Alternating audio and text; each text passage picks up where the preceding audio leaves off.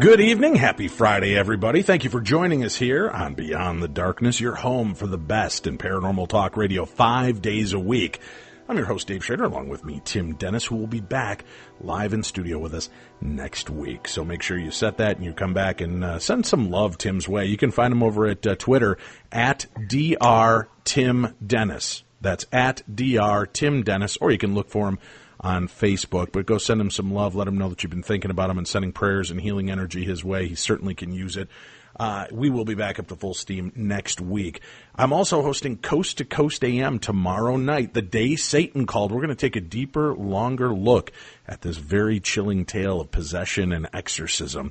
And you heard about it on our show a few weeks back. Now's your chance to listen to a longer version, and we're going to open up phone lines. If you have questions for our guest, you can be a part of it. If you want more information, go check out coasttocoastam.com, the best in overnight talk radio. I get a chance to fill in 2 to 3 times a month as a fill-in guest, and always have a great time.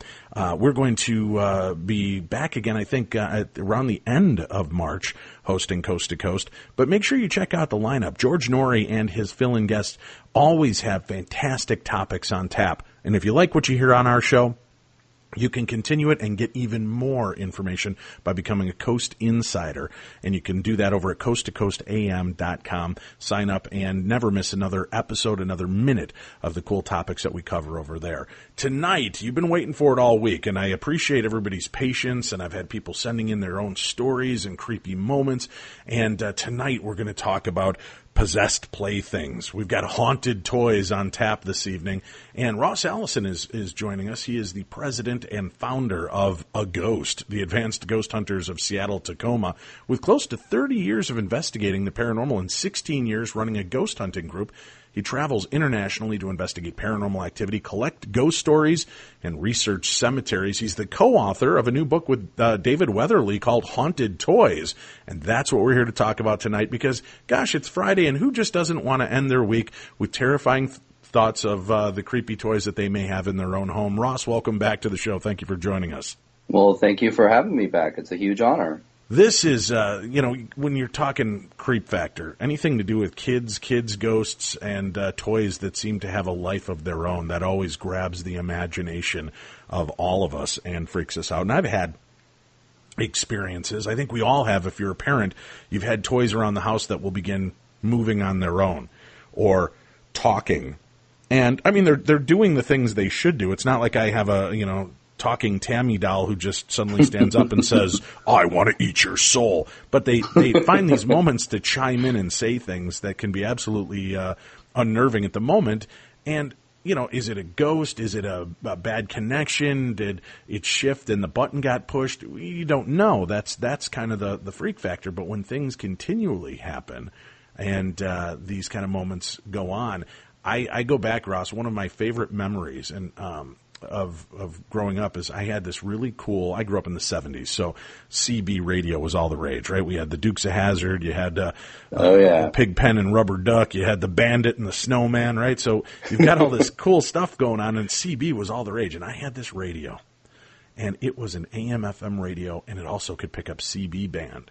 So as long as I was within a mile or two of, CBers, I could hear them banding back and forth. And I used to keep it on in my room and listen to it.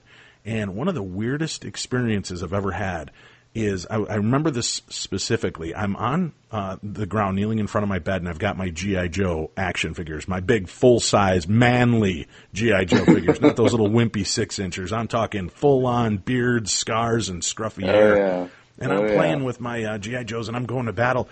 And I knocked one of the G.I. Joes to the floor when suddenly, through my toy CB radio, I hear this voice go, "That looks like it hurt." And I stopped and I looked and I was like, what the hell did that just say? I'm like 8 or 9 years old at the time. And I'm like, oh, that was just, something come through. So I start playing some more, and this thing would interact and talk back to me. And it was not even just, I'm giving this kind of deep, dark, creepy voice, but what was really freaky about it, Ross, was that it had this tinny quality. It had this kind of mechanical sound to it. That just kind of like EVP? Right, yeah, it had this unearthly sound coming from this toy radio CB thing. Now, I quickly snapped it off and gave it to my dad, where it sat in our garage until I think about 5 or 6 years ago. My dad finally gifted it back to me, but I've kept it in my closet and have not touched it since he gave it back. And this was cool. That was my first EVP machine, my first Shack Hack and Frank's Box and SB7. It was this crazy little toy radio. But the fact that this metallic voice seemed to be talking to me and something was watching me play with my action figures was completely freaky. And I've always looked at toys sideways. When Toy Story came out, I was like, I don't know how people find this a charming, loving, fun story. These flippin' dolls are coming to life when we close our eyes. Oh, yeah. My mom actually scared me as a child because I remember as a kid, I came across this magazine and I opened it up to this picture of, these dolls, they were smoking and doing, adult things. But at the time as a kid, I didn't really understand what the picture was really about.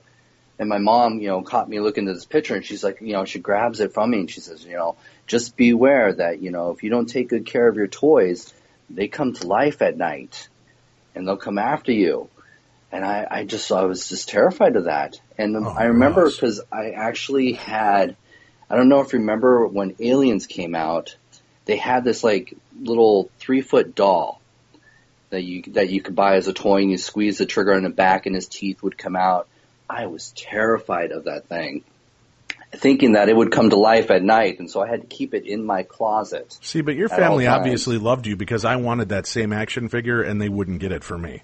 So quit your whining about a couple times your mommy scared you, Ross, all right? You got a cool 3-foot tall alien doll. No, I'm with you. That was a freaky-looking toy. I wanted that so bad when I was a kid. That's funny. And, during the day, I could play with it, no problem. It was at night. That's when I was afraid of it. That's when it went into the closet with the door closed. Right. Just out of curiosity, did you ever hear anything come from inside the closet when you'd lock it away? No. Damn it. Worst storyteller ever, Ross. Hey, your voice is fading on us a little bit. I don't know if you need to get a little closer to your microphone, but I want to make sure people can hear you. Let's talk about this new book you've co-written with David Weatherly.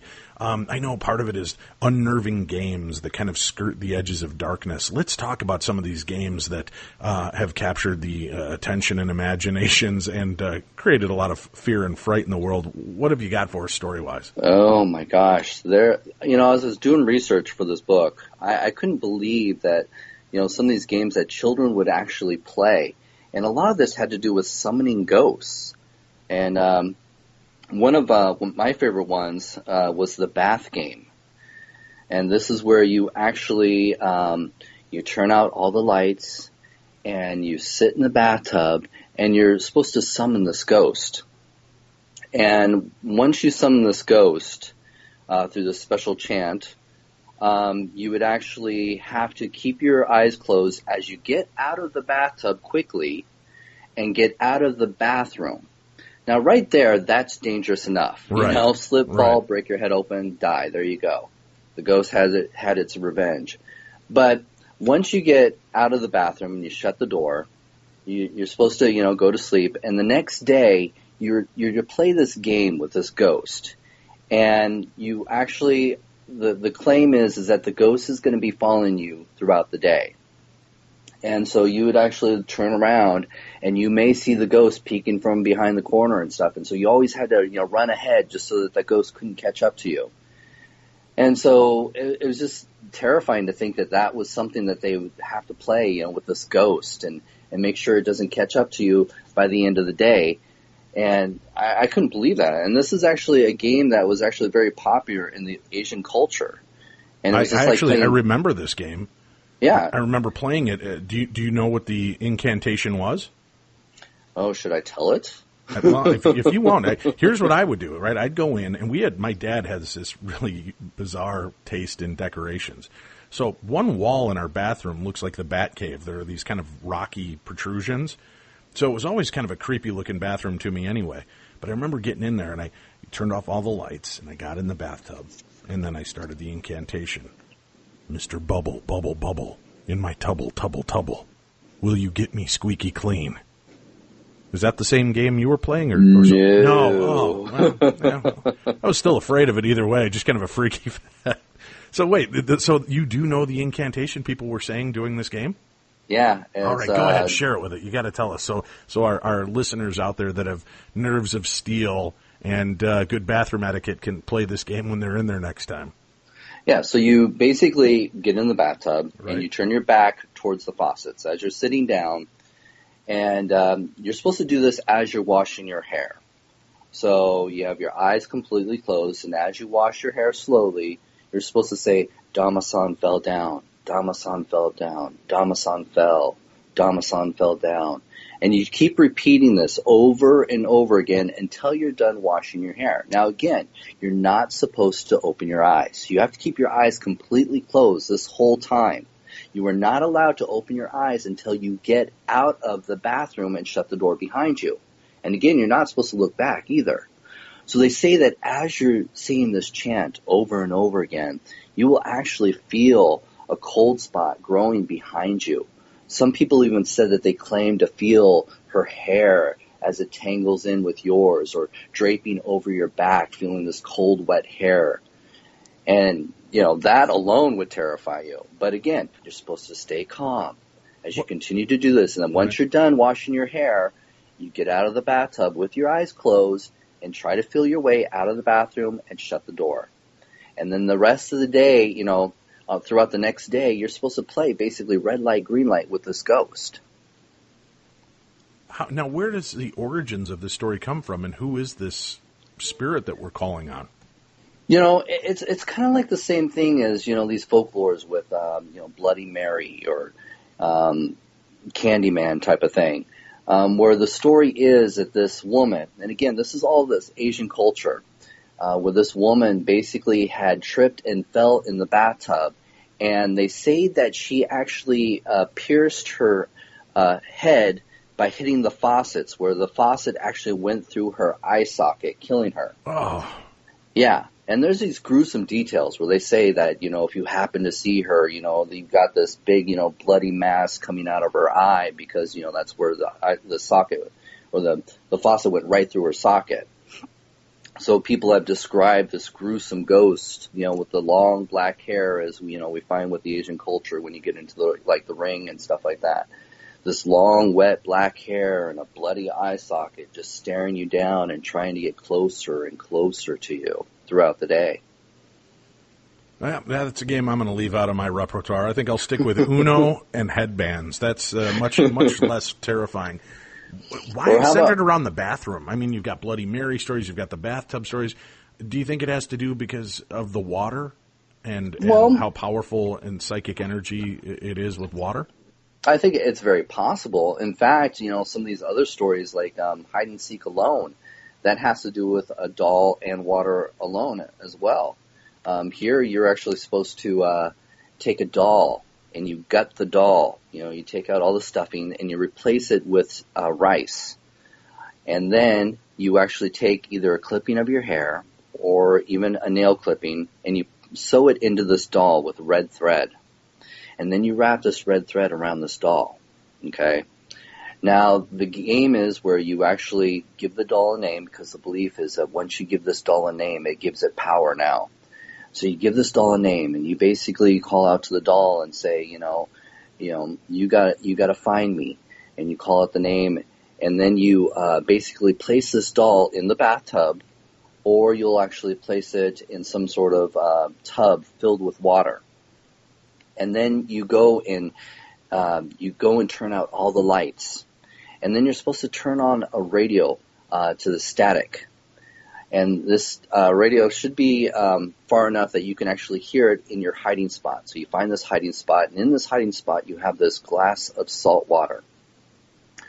So, and during this time, you're running around with a knife. You have a knife in your hand. So you run around in the dark, turning out all the lights, turning on this radio. You go hide in your hiding spot and you count to 10. Now, once you've done that, you'll go back to the doll, and you now stab the doll 3 times. Oh, jeez. And you, yeah. A friendly game, yeah. Yes. And so now this time you say, you're it, you're it, you're it. You leave the knife with the doll, and now you have to go running back to your hiding spot. No. And they, Nope. and First of all, anybody dumb enough to leave their knife with a doll you just stabbed and taunted, you kind of, whatever you get is on your own head at that point. I tell people, please be careful if you're going to play these games. Yes, I'm going to give you the instructions on how to play this game, but, you're entering at your own risk, believe me.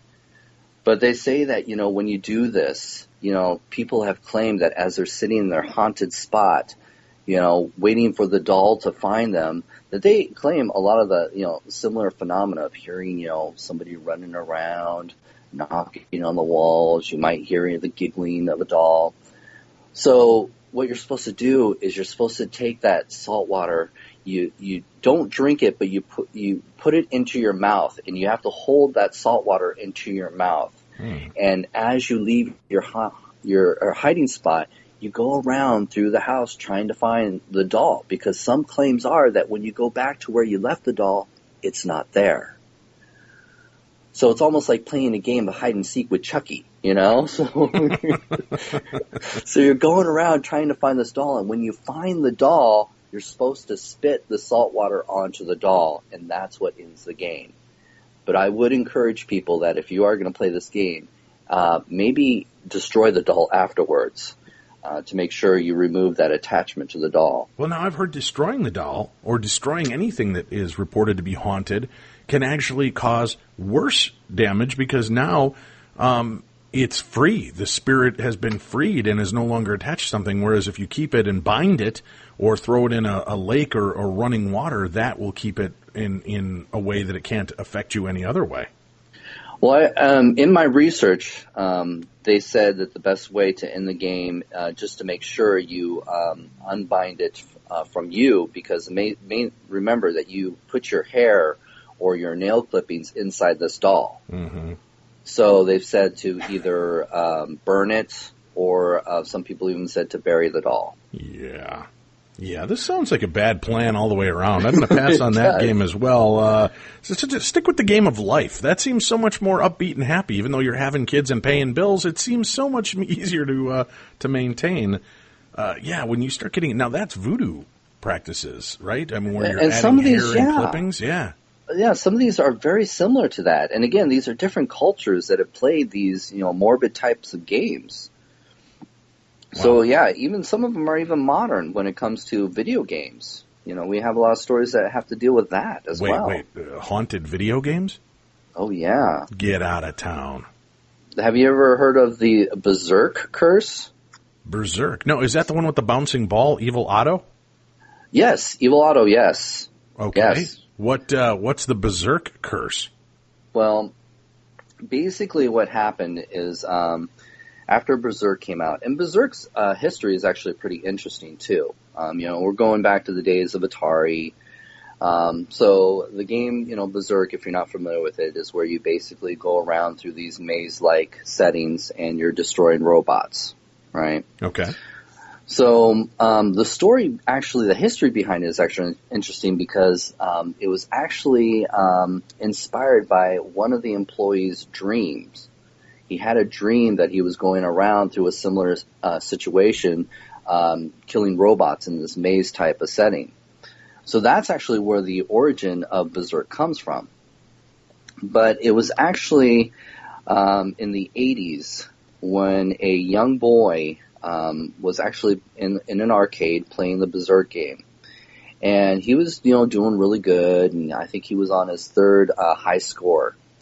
And right after he finished his high score, he stepped away from the game and completely passed out.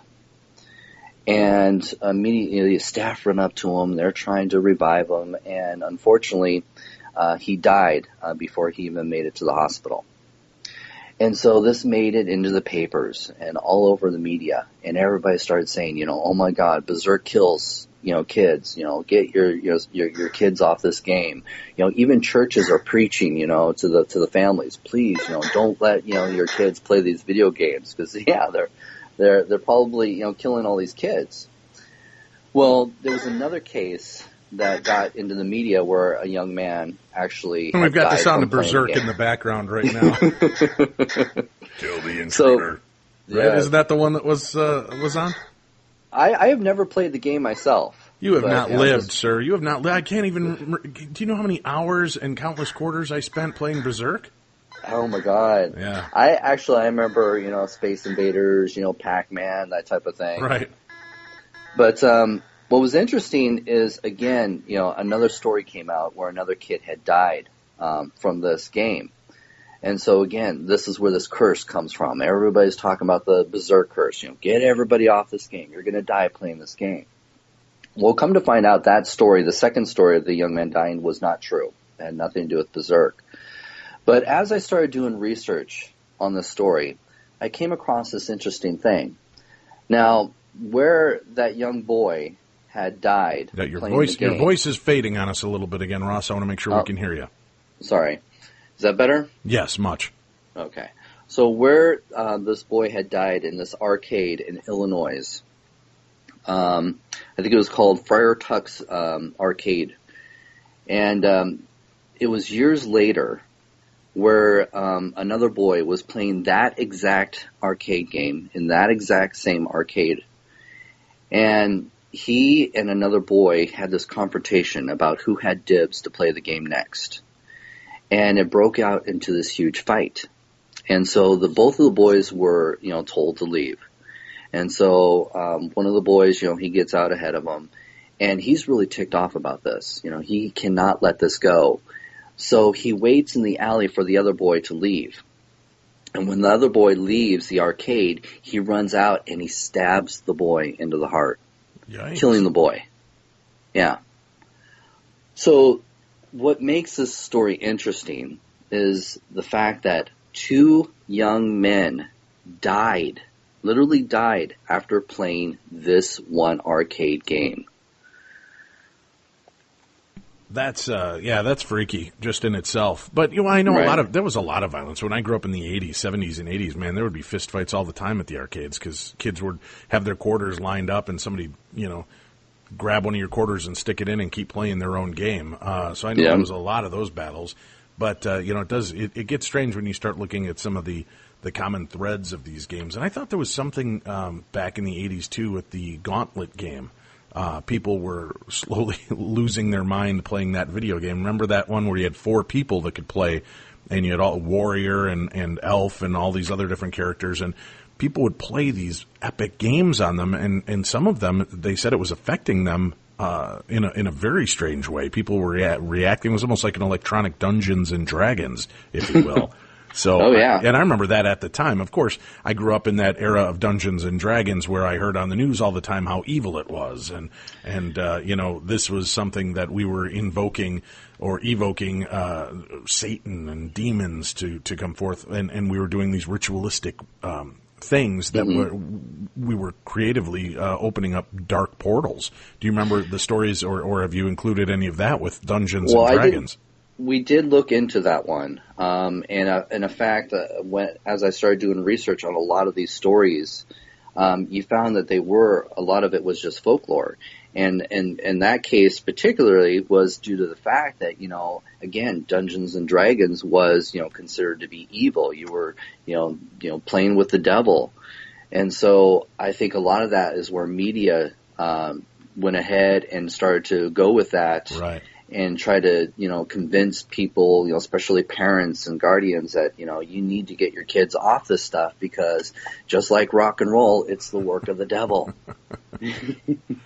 I never once got into a Dungeons and Dragons barroom brawl, though, when I played with my buddies. And we weren't out doing the drugs and booze. We were just playing the game. So I guess there's a lot worse things that could have been going on at that time. All right, so any other creepy guests, or I'm sorry, guests, but games, rather, that you can mention to us before we move on to some of the haunted items? Oh, gosh. Another really good one, of course, there's the traditional, Bloody Mary, the Ouija board, Charlie. But one of the other ones that I found fascinating was the Midnight Man. And this is a game where they claim that it comes from pagan history. And what it was, well, they claim the history of it was that they would put people, if they want to punish them, is they would put them in complete darkness and tell them that they have to keep away from this dark, shadowy figure. Now, today, we refer to him as the Midnight Man. And this could also be referred to as the Midnight Game. And what it is again, it's almost like a summoning of a spirit. And you would actually, what you need is a candle, a book of matches or a lighter, a piece of white paper, a pen or pencil, a sharp needle, and sea salt. And what you do is you write your full name on this piece of paper. Then you prick your finger and put a drop of blood next to your name. You step outside, and you're going to tack that piece of paper onto the door. And then you knock on the door, and you step into the house. Now, at this point, the house needs to be completely dark. No light source whatsoever. And you're actually going to light your candle, and you go around through the house with this candle, and you have to keep moving, because what it is they claim that the Midnight Man is now going to be searching for you. So some claim that after they perform this ritual, that they'll actually hear somebody knocking on the door. And they encourage you not to open the door, because this is the trick for the Midnight Man to get you. Well, then why play the game? If you're gonna have the balls to play the game and call upon it, why wouldn't you answer the door? That's where you're looking for trouble, folks. Yeah, they're supposed to avoid him throughout the house. So you have to keep moving around and not run into him. And they say sometimes your candle will go out mysteriously. And so you have 10 seconds to relight your candle. And if you cannot relight it in 10 seconds, the Midnight Man will get you. And he will torment you with dreams, and he'll squeeze your organs to the point where it's so painful that you wish you want to die. And they say that all this will happen by the time it reaches 3:33 a.m. Once it hits 3:33 a.m., the game automatically ends, and the Midnight Man is summoned back to his home, and everybody's free of him. But they do say that if your candle does burn out and you cannot get it relit in that 10 seconds, that's where the sea salt is, and you're supposed to sprinkle it around you in a circle, and you're supposed to stay there until 3:33 a.m. Oh, that's your safety zone. That is your safety zone. Yeah. Well, that's something to think about, kids. If you're bored this weekend, just get the kids up and have some family time. Call upon the Midnight Man and see what happens. And for God's sakes, if you do it, please record it, videotape it, and tell me your stories. We want to hear about them. Again, Monday we have Parashare Supernatural News, where we want to hear your stories. If you've played any of these games, email me your stories. Dave@darknessradio.com. Dave@darknessradio.com. I almost began to give my phone number there, Ross, so people could call me. I don't want that. Just email me. You might get some heavy breathers. You never know. Exactly. We're going to take a break, and when we come back, we'll hear about some haunted objects and some other creepy artifacts. But before we do that, we're going to open the lid to the toy box of terror for a true tale from the Darchives on this week's Theater of the Mind. The Demon Doll of Denver. The True Life Account by Linda Dawson. In the summer of 1977, a small house on the outskirts of our town burned to the ground, killing a little girl, her mother, and father. The only survivor was the brother, a boy just a few years older than me. It was a sad time and on the tips of everyone's tongues for months to come.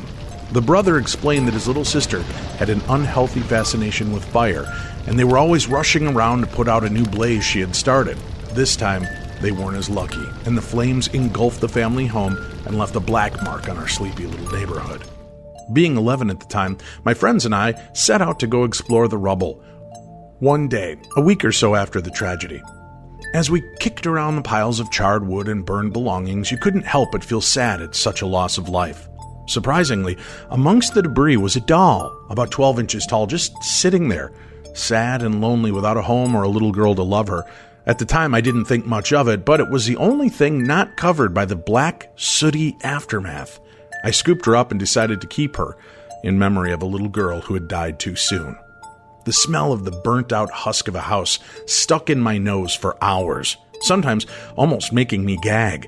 I couldn't get the thought of the little girl and her family out of my mind. How scary it must have been, how painful it was, and when it was all said and done, all that remained was this doll. I placed the doll on my bookshelf alongside a few other dolls and knickknacks. She looked much older than my other dolls and seemed out of place, but it was a reminder, and one I would come to find would be a very painful reminder. That night I woke up startled. I couldn't figure out why or how I had been aroused from sleep so abruptly. Nothing seemed out of the ordinary. The house was quiet. I decided to get up and go to the bathroom and confidently strode across my darkened bedroom when my foot caught on something. It sent me ass over tea kettle, and I landed with a thud and a sharp, sickening pain in my left arm. At first it was numb, then it throbbed, then pain came crashing in like a tidal wave, and I let out a howl that woke my parents from a deep sleep. They ran in to check on me and found me sprawled on the floor, clutching my left arm and wailing in pain. When the light came on, I could finally see what had sent me to my painful crash. The doll had fallen off my shelf, and I had tripped over it. Even through the pain and tears, I thought it was strange. The doll was not very large or heavy, but when my foot caught on it, it felt like an anchored tree root. I never even felt the doll move as my foot crossed its path. Now, the rest of the night was spent in the local ER, where I was told the bone in my left arm had snapped. They call it a spiral fracture, and they casted me up. When I got home and climbed into bed, I quickly looked to the floor to warn my parents to be careful as they left the room and not trip over the doll, but she wasn't there. She was perched back on the shelf where she had fallen from. I figured Mom or Dad must have picked her up and placed her back on the shelf earlier during my fitful, tearful fest. The next few days were quiet at home. Nothing out of the ordinary except the fact that my dog, our Irish setter Rusty, would not enter my room, seeking love and attention as he always had.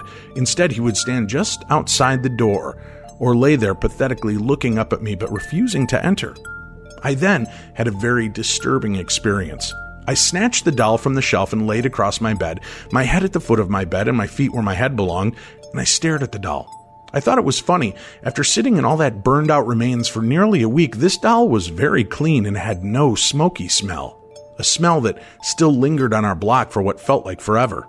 Then, as I looked into its eyes, I noticed something that made my heart stop. My eyes were as wide as saucers when I noticed. In the reflection of her big, glassy brown eyes, a little girl was standing in my doorway. I flipped around with a gasp, and to my utter astonishment, there was no one there. I was absolutely freaked out. I climbed to the head of my bed, put my back firmly against it, and called out, "Is someone there? Hello?" Rusty ambled to the doorframe and stopped. He lowered his head, and low, grumbling snarls started.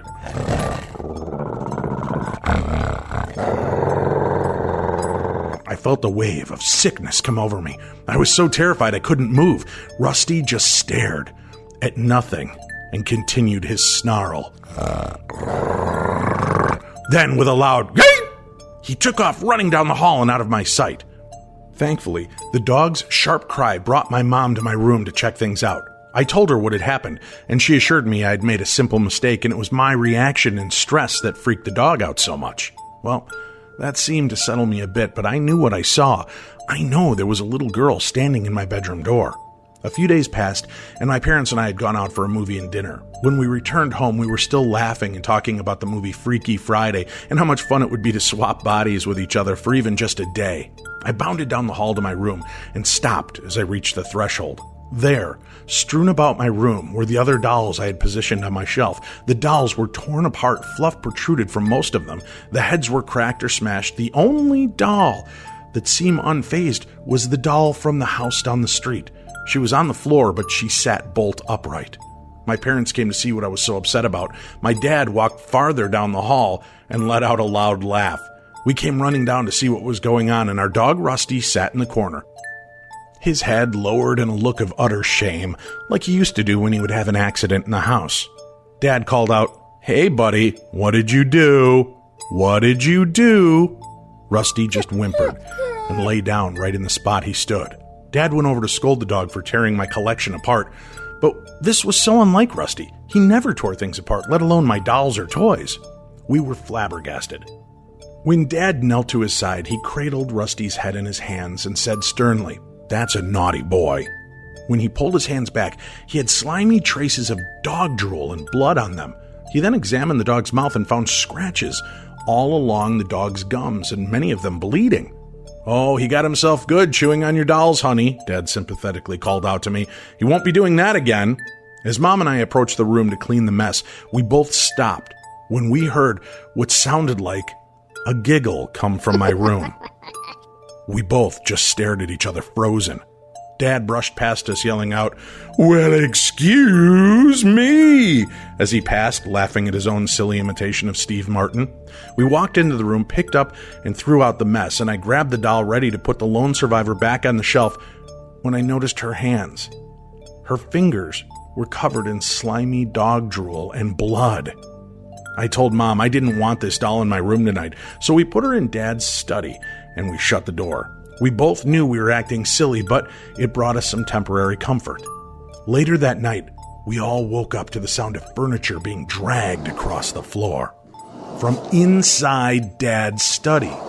We stood outside the door listening and in complete shock. It sounded like little footsteps, then something heavy being dragged or pushed on the hardwood floor. Dad got between Mom and me and the door and yelled out, "I have a gun! You better get the hell out of my house!" Dad, of course, did not have a gun, and I wasn't too sure he was ready to barge in and do battle dressed in his boxers and a keep-on truckin' t-shirt and fuzzy slipper combo. Then, we all heard the giggle come from inside the room. Then the dragging noises stopped.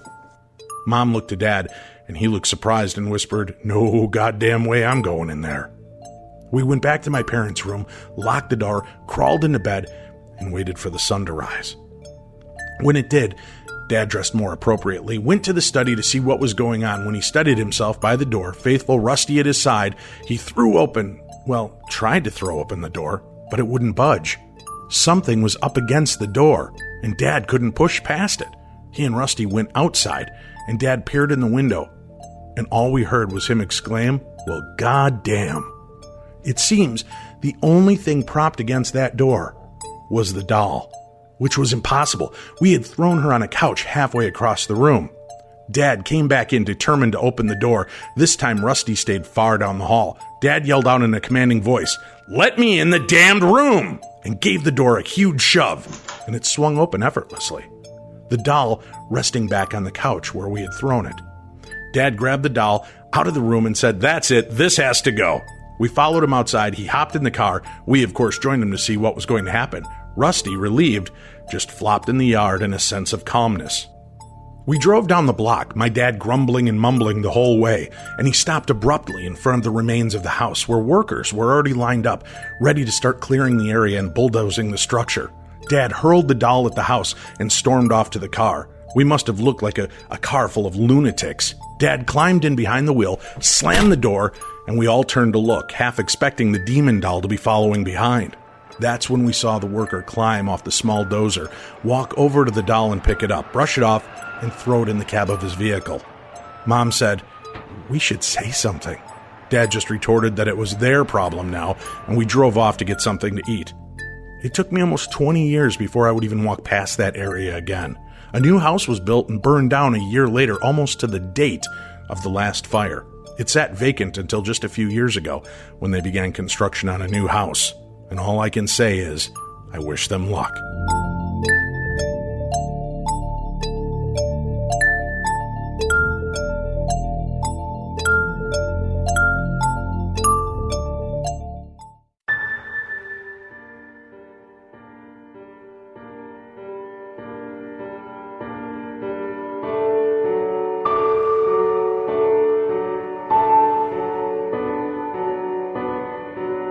Beyond the darkness.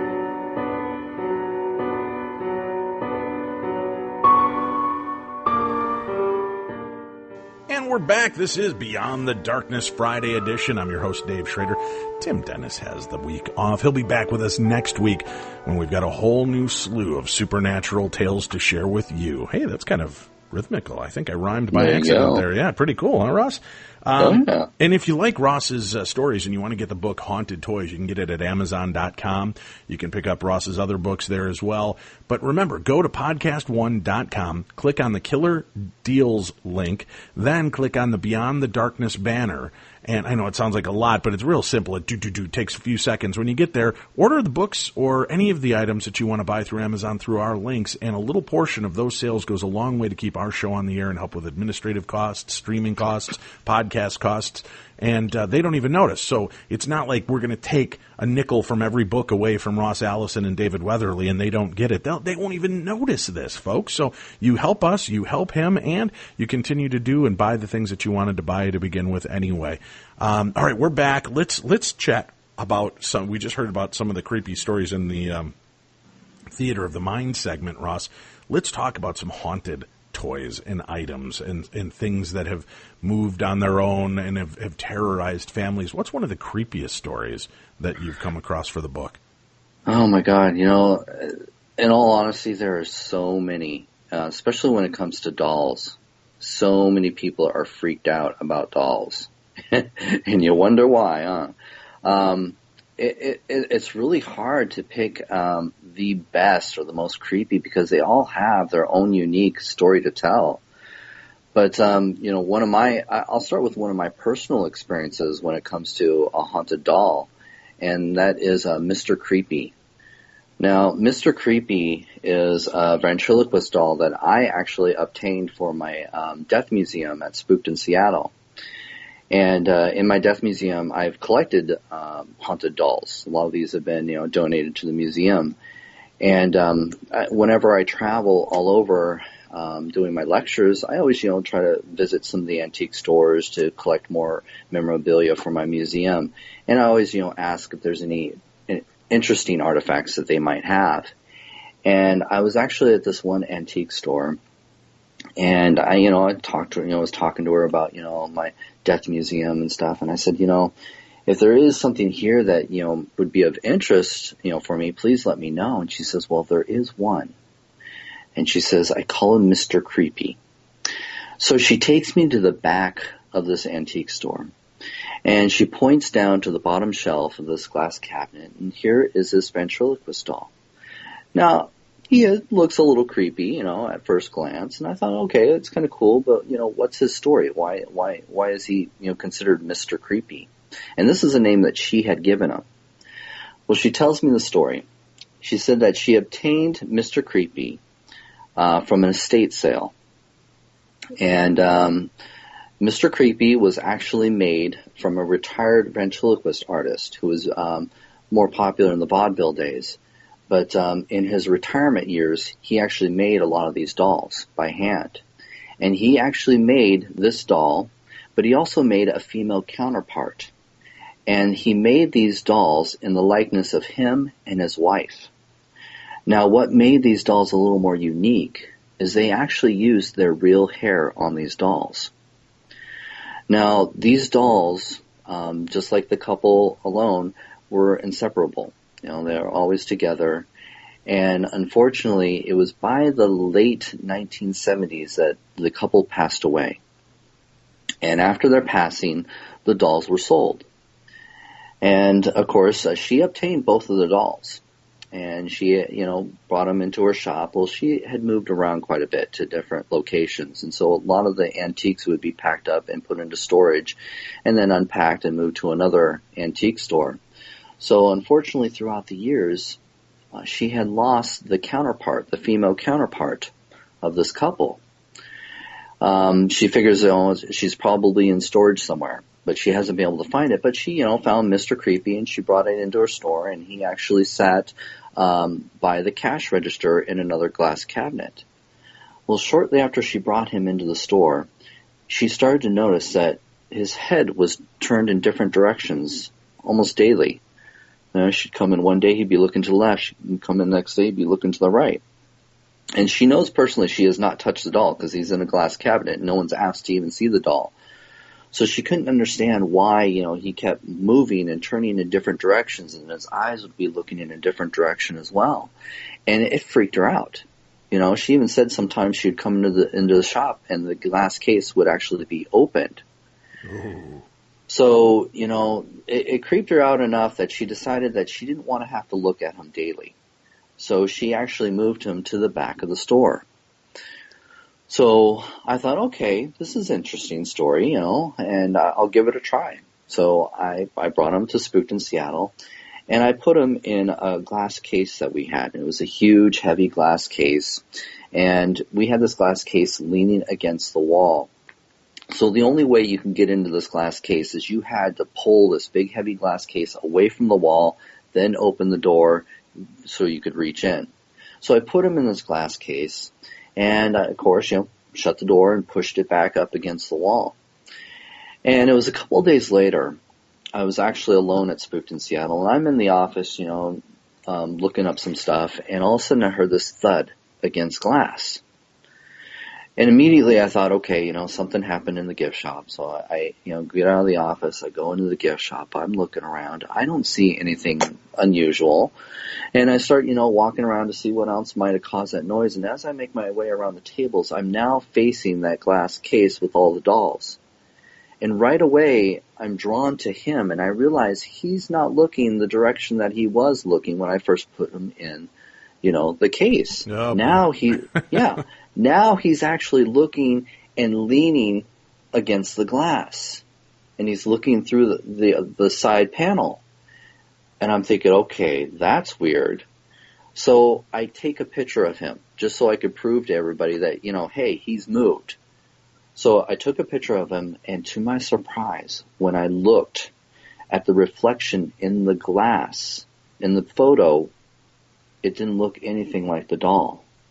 Where this doll has big, round eyes, the eyes in the reflection were very droopy and sad, and he looked more lifelike. So I'm thinking, I captured the soul of the man that haunts this doll, who's probably looking around for his female counterpart, wondering where the hell she is. That's weird. You've got this, we just did a story a few weeks ago talking about breaking the binds of these attachments, and we dealt with a ventriloquist dummy from one of the stories. I don't know if it's just because of the idea of those creepy things and what they've done to us in movies, but those will unnerve the living hell out of me when I've seen them. I had a couple of ventriloquist dummies growing up, but when you look at those realistic looking ones, they're absolutely freaky. A friend of mine had one of those devil ones that was carved back in, I want to say it was like the late 1800s, early 1900s, and was trying to get me to take this thing off his hands for the longest time. And it was so freaky looking, and the eyes would move on their own. It was an absolutely bizarre looking creature. And the weird thing about the eyes was they were set into the dummy. You couldn't control the eyes from inside the mannequin. They just kind of free fall, they just would move on their own. And there was no explanation for it, but he's like, yeah, I just don't want it. I sure as hell don't want it either, so I wouldn't touch it. But the ventriloquist dummies can be some of the scariest looking items. I get a lot, Ross. I get a lot of people that bring me toys, dolls especially, that have really freaky backstories and that they just don't want them in their house. I've got them wrapped in holy bubble wrap and hidden in my garage now. I'll take them. Yeah, that's just the best way to do it. Well, what I usually do is I keep the stories, and then when we do charity auctions, we sell them at charity auctions and raise money. Oh, that's cool. That's definitely cool. People love to do that. One of our favorite ones, we had done an event at Rolling Hills Asylum back, I want to say it was around 2008, and in East Bethany, New York area. Mark and Debbie Constantino, the EVP specialists, were in attendance and part of our group. And we had auctioned off one of these. There were two dolls from inside Rolling Hills that had been there forever, and they had auctioned them off to raise money for the Rolling Hills Asylum. And one of the things Mark and Debbie agreed to do to up the ante and get higher bids was they agreed to do an EVP session with the dolls. And the one doll sold, I think it was pretty close to $300. Wow. And Mark and Debbie took the dolls back to their room, recorded them. Mark comes back to me later, hands me the doll and a CD, and he goes, man, I'm glad I'm not taking that one home. I go, why? He goes, man, there was just weird noises and voices, and it was really unnerving. So we, I saw the lady later. I handed it to her. And Mark and myself and Grant Wilson were down in the lobby a couple hours later. This woman marches up to me with a paper bag, hands it to me, and she goes, "I don't want it. I'm not taking it home." And I'm like, "Well, why not? You paid all this money for it." She goes, "That's fine. Keep it for the charity. Get rid of this doll. I don't want it in my house. I don't want it in my room." And Mark looked at me and goes, "See, I told you, man. This thing was freaky." And Wow. we ended up finding another home for it. Another bidder put in money and ended up taking the doll. Oh, no, you know what? Actually, that was the one that Mark and Debbie ended up adopting. Oh, wow. Come to think of it, yeah. The doll liked Mark, wasn't so fond of Debbie. And it was a very weird story. But, yeah, here was a doll that was part of this home, this asylum that, they would put homeless people in there, people with mental deficiencies, sometimes prisoners. It just was kind of this catch-all. But this might have been like the only piece of worldly possessions that these kids still had in this home. So to think that they're still haunting it is kind of terrifying and sad altogether.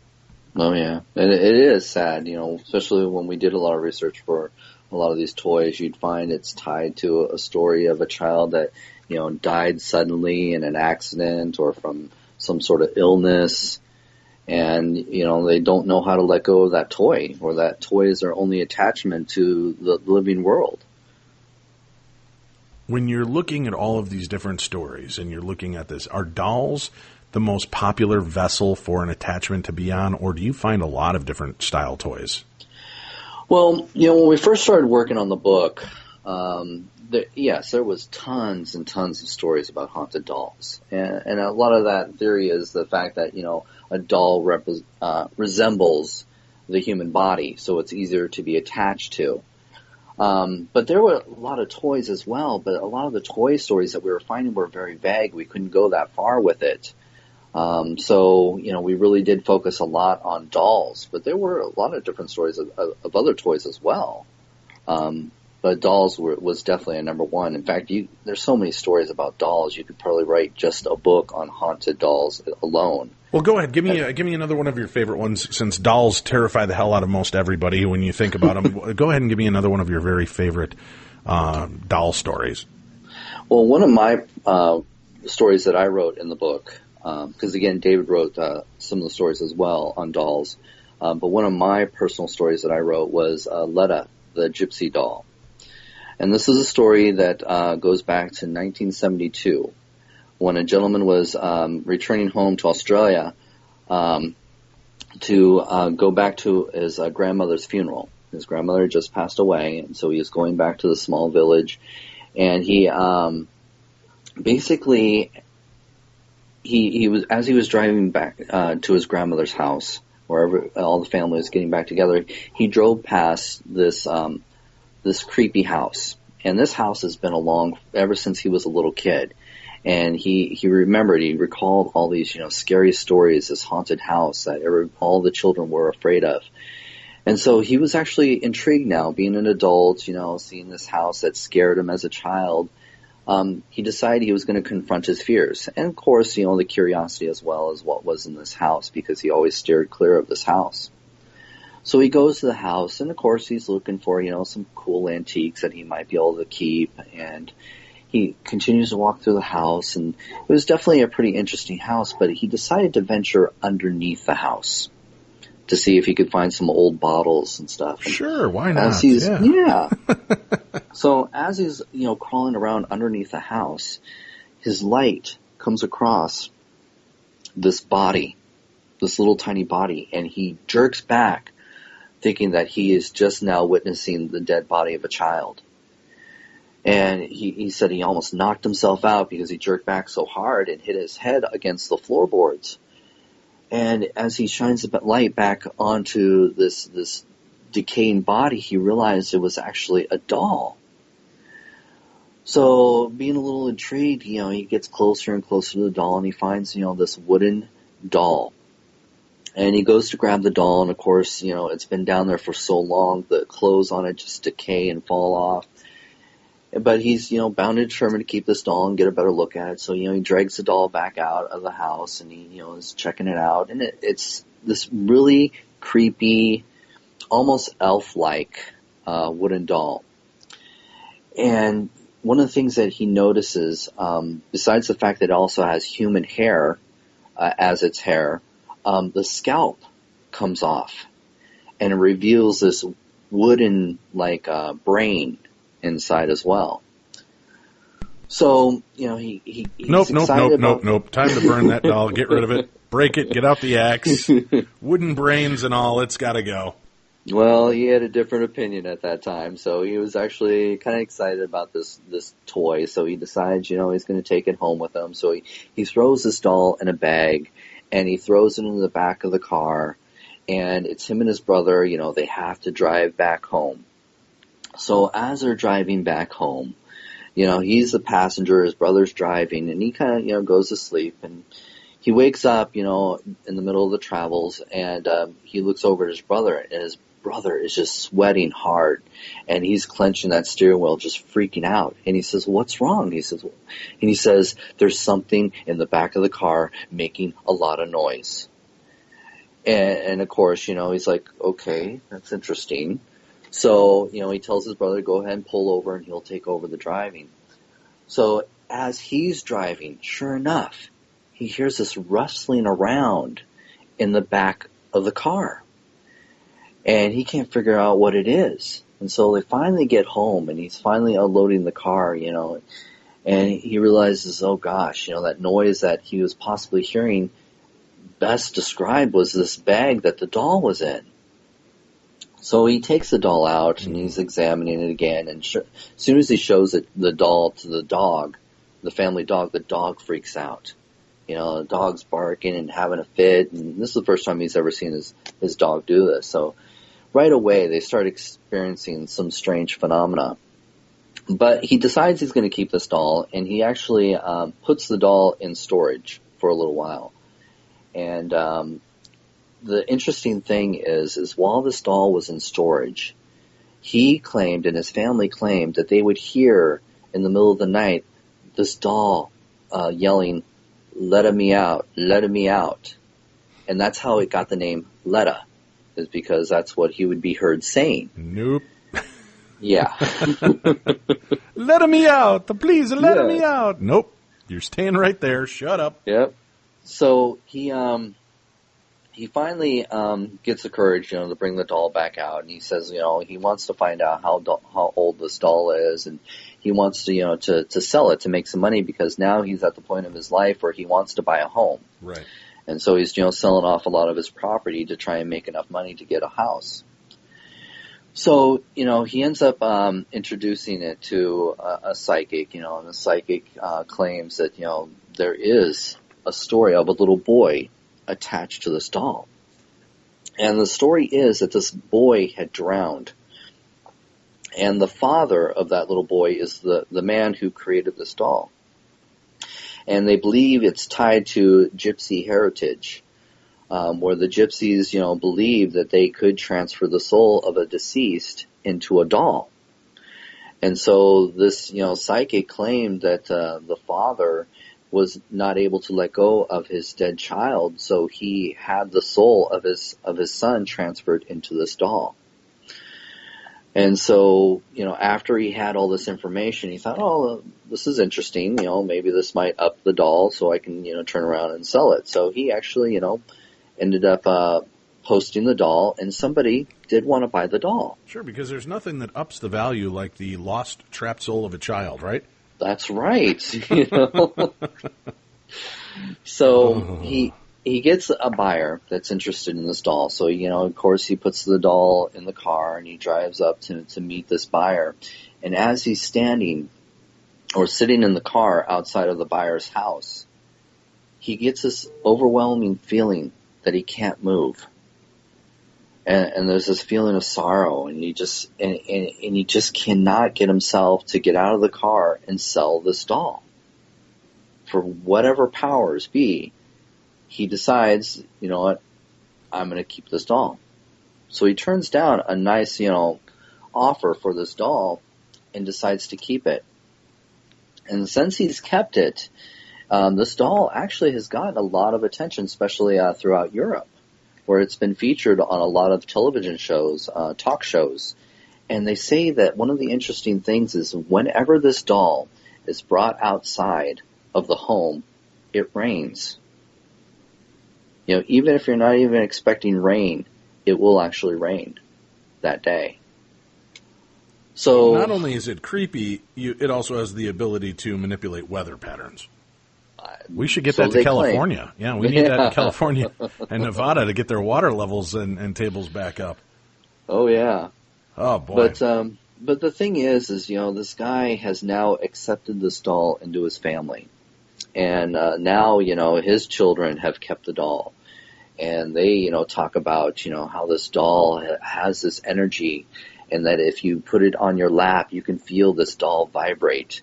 They say that his facial expressions will change.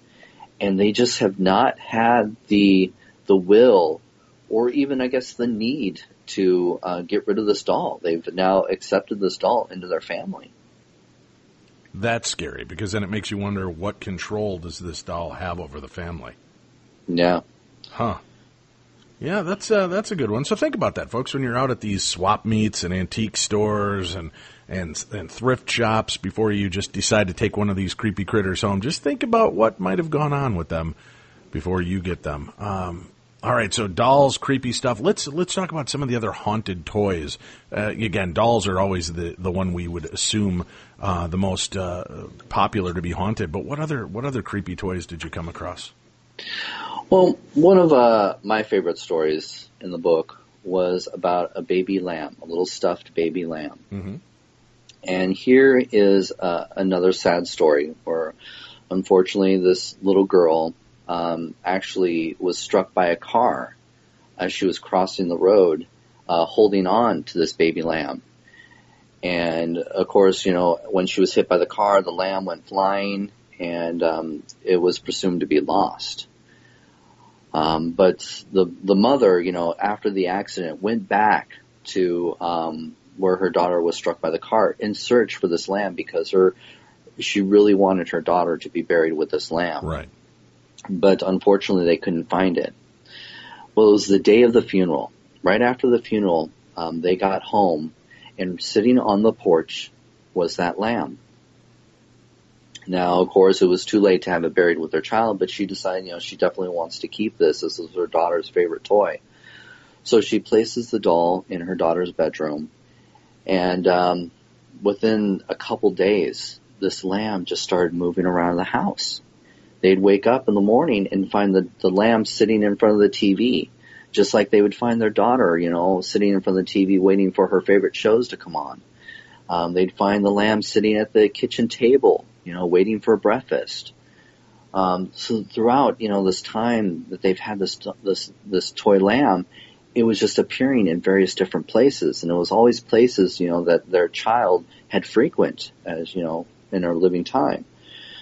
Well, she was very, curious about this and wanted to know, what was going on. So she actually contacted a paranormal investigation group, to come in and check this out. And this guy in this investigation group, decides, I want to, do some EVP sessions with this, toy lamb. And sure enough, he actually picked up all kinds of interesting sounds in the background, but what could be best described as maybe a child mumbling in the background. You could never make out what the child was saying. But there was one time he had brought the lamb back, and they actually decided to do an EVP session around the lamb with the mother there. And, of course, the mother is, getting very personal about this. And in their recording, they actually picked up, I should say before I get to that part, after the EVP session, the mother picked up the lamb, and she noticed that the lamb was a little wet. Well, when they went back and played back the recording, they actually captured what sounded like the child crying. Oh. Yeah, so they believed that the wetness on the lamb was possibly the child's tears. Oh, that's so sad. Boy, as a dad, that just breaks my heart. Yeah. But what was the most interesting and what I felt brought more closure to the story was one night the mother, and this was shortly after that last EVP session, the mother, just had this strange calling. And in the middle of the night, she got up and she went into her child's room and she found the lamb tucked under the covers. So she laid on the bed next to the lamb. And when she looked up, she saw what she best described was the outline of her child standing in the room. And she felt that was her child saying goodbye. Oh. And when she woke up the next day, nothing ever happened. Wow. Yeah. How heartfelt. Those are the stories. When it gets to kid stories, it really affects and impacts a lot of people. I did an investigation in Waverly Hills a few times, and one of the most profound and kind of exciting, exhilarating, and at the same time heartbreaking moments I had, we were on one of the floors, and I heard this kind of hubbub, and I went around the corner, and my friend Patrick Burns from the TV show Haunting Evidence was up there, I believe, and Marley was there, and she was on the floor videotaping and recording. And now these are people I know and trust, and I stood there and watched this as well as a news station. We had news cameras over our shoulders. They had a round rubber ball, and Marley Gibson was holding this ball, and it would start rolling around the floor. Now you're automatic thinking, okay, well, there's some broken windows, there's some uneven flooring. But what was really chilling to me is this ball would kind of roll from one person to another. And it just was like, so we just all happened to sit at the exact spots where the roll of the floor would go. And then you would put your finger lightly on the ball just to hold it in place gently, and you could hear this skitching sound, this kind of as the ball was trying to move while you had your finger on it. And you'd lift up your finger, and it would take off again. And it would start to come near you, and you'd reach for it, and it would veer off into a different direction. This is all caught on video. I think it's an 18-minute video in total. I know I work with the darkzone.tv, and we just got the approval from Marley Gibson to actually share this video. So it's going to be on soon, I believe, on the darkzone.tv, and I'll be doing a commentary from when I was there watching this and what they were seeing. And it looks like you would think there's like a hamster in this ball running around. It was just a regular old round rubber ball. I inspected it. I lifted it up at one time. I'm looking at it and showing it to the news camera. I set it back down on the floor. It just sits there, and all of a sudden it takes off. And again, it wouldn't slowly start rolling. A lot of times it'd take off like somebody just thumped it. Wow. So it was so fascinating to watch this happen. And, on other times I've been there and I've seen the ball barely rocking back and forth and everybody's mystified and blown away by it. And I'm like, there's a breeze. You can feel it. And that's all that's happening. This was something totally unto itself. This ball was hauling ass all around the floor, rolling back and forth to people. It was like a child was playing with it. There's no question in my mind that something supernatural force was moving this ball. Yeah, that's amazing. I always encourage people, if they're going to be doing investigations, especially when you know that there are the spirits of children, using trigger objects like, toys. It's so amazing the results you can get out of that. We're getting ready to do an investigation in an old elementary school, and there's been situations similar to that. One of the things that I've done as an experiment is laying a bunch of ping pong balls all over the floor. And you can actually watch them as something, you would think something would travel right through them. And getting things to move around on their own is just amazing. Definitely when you get that on film. Yeah, when you have those moments, and then it's not just a private moment, but something you've recorded.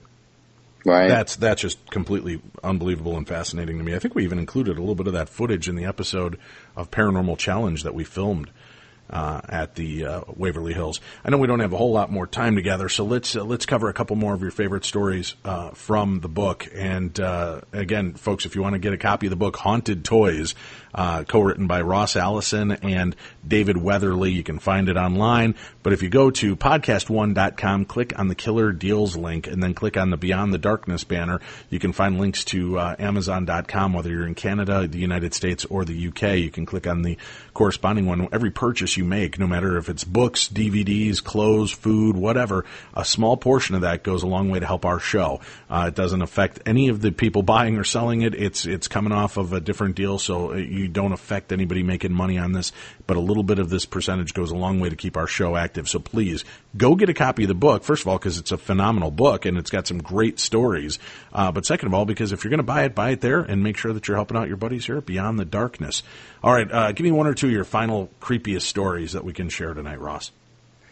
Well, another creepy story that I uncovered was Suicide Mickey. Now, those of you that might be Disney fans, this was actually a pretty interesting story where they claim that there is a snippet of a Disney or a Mickey cartoon, I should say, that if you were to watch it, you would actually see Mickey just walking through a city setting. But if you continue to watch it, where it would seem like it was just a loop, they say that as you get further and further into this video, you will start to see the buildings start to decay and bend, and Mickey's face starts to become very distorted and almost evil and sinister looking. Well, the story is that Walt Disney was involved in producing this short clip. Now, I wasn't sure as I was starting to do research on this if this was just, a made-up story. And this is where you really have to dig deep into finding out, the truth behind a lot of these. But as I started to dig into the story, I did find some really interesting facts. Now, there was a time in the 1930s where Disney was fascinated with these comedic ways of trying to kill yourself. In fact, there was a comic strip done in the 1930s where Mickey actually witnesses Minnie having an affair on him. So he's so distraught that during this comic strip, he attempts to try to kill himself. One is he's throwing himself off a bridge, and of course, unfortunately, he lands on a boat underneath the bridge. Another time, he's, trying to, set up this system where he can shoot himself with a shotgun, but that doesn't work. But one of the more interesting ways is he actually tries to die from a gas leak as well. And the reason why I say that last is because it leads into the next story. Now this video, have you seen the video of Suicide Mouse?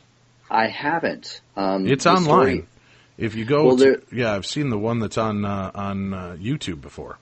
Yeah. I've seen that one as well, but I've been told that is just an artist's rendering of what he believes it could be. I'm not sure if that's the original, but I have seen it. I have seen that as I was doing my research. Suicide Mouse, original film, 1930, Walt Disney. Then there's the one that's like 9 minutes long that's just Mickey walking along the street. And if I remember correctly, I don't know if I can play the audio. Oh, my goodness. Yeah, I do. I happen to know that. Know how much you can safely spend. No, can you tell me? Hold on. This is the creepy sound. So that's playing while Mickey's just walking down the street, head down, despondent. And as the video progresses, if I remember, there's like these weird, sinister laughs. Right. And I thought this was part of like the creepypasta stuff. That creepypasta? Yeah. Yeah, and I thought so too, as I was doing research on this. And this is where, you find that a lot of these stories tend to have a root to them. And this is where I found it gets really interesting. Okay. Now, whether, there really is this video out there that, Walt Disney produced, right. The story behind it was really intriguing for me, and that's why I put it in the book. Because, as I said, Disney at one time was really, found it funny of these failed attempts of trying to commit suicide. Well, it was back in 1937, right after Snow White had come out, and it was a huge success for Disney. Mm-hmm. And it brought in a lot of money, enough money that him and his brother Roy could purchase a home for his mother and father. Or I think it was just his mother at the time. Yeah, for his mother. So they buy this nice house in California by the studios. for, his mother. And right when she moved into the house, she just started complaining about these, toxic fumes. She thought it was coming from the furnace and stuff. So Disney, he actually sent a couple of studio hands to go in and try to fix what the problem was. Well, unfortunately, their attempts failed. And they didn't do the correct job, what was necessary, and unfortunately, their mother died in the house from these fumes. Right. It wasn't the CO2, right? Or right. Yeah, carbon monoxide leak. Yeah, exactly. Yeah. And so this really upset Walt Disney. And so they think this is the origins of that cartoon that was produced, because he was in a very, distraught state of mind at this time. Now, the story is that as they were producing the Mickey Mouse cartoons for DVD, there was a gentleman who was responsible for reviewing these and getting them ready to be transferred over. And when he came across this loop of, Mickey walking through the city, it had ended abruptly. It was just like, just a couple seconds, nothing unusual. I think it was just like a couple minutes, nothing unusual, and then it goes completely dark. But he had noticed that there was still more time. So he decides to watch it all the way through to see what else is on there. And that's when it comes back, with these distorted, images and the screaming and the bending and twisting, to the point where, he couldn't stand it anymore and he had to step out. And so he ends up having, his assistant take over, please, watch this. It's just really giving me a headache. I can't, complete this. There's just a couple more minutes left. If you could just document, what you're seeing here, that would be great. And they say that gentleman who went back and finished watching the video, came back out after it was done and was just, distraught. And he was just going crazy, to the point where they say he grabbed a security guard's gun that was making his rounds and shot himself. And this is some of the actual audio reportedly from the video.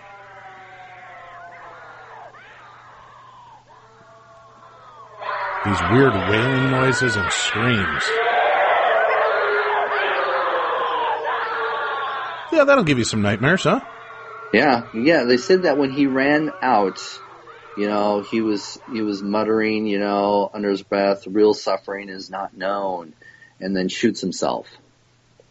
But they say that now their claims is that if anybody had ever come across this, of course, you would all suffer the same, that you would probably go crazy just watching this. But they also say, too, that it was returned to the Disney vaults and has never been released since. That's their claims, But still, that was probably one of the most interesting stories that I came across when I was researching for the book. Very cool. Well, it's been a pleasure talking with you, Ross. Thank you very much for coming on here. And as you and David continue to research, and are you going to look to do more books on haunted toys as people want to share their stories? Oh, definitely. If we get enough interesting stories, well, I think we'd be more than happy to do another book. How can they reach out to you to share their stories if they've had unnerving moments with spooky toys? Well, you can always check me out at a Ghost, and that's a Ghost, AGHOST.org. You can always find me there, and then also, follow me on Facebook, Ross Allison, Ghost Hunter. So definitely, please submit me your stories. We got a lot of cool projects that we're working on right now. Our next book that we're working on is Haunted Campuses. So we'll be talking about college campuses that are terrifying with ghosts.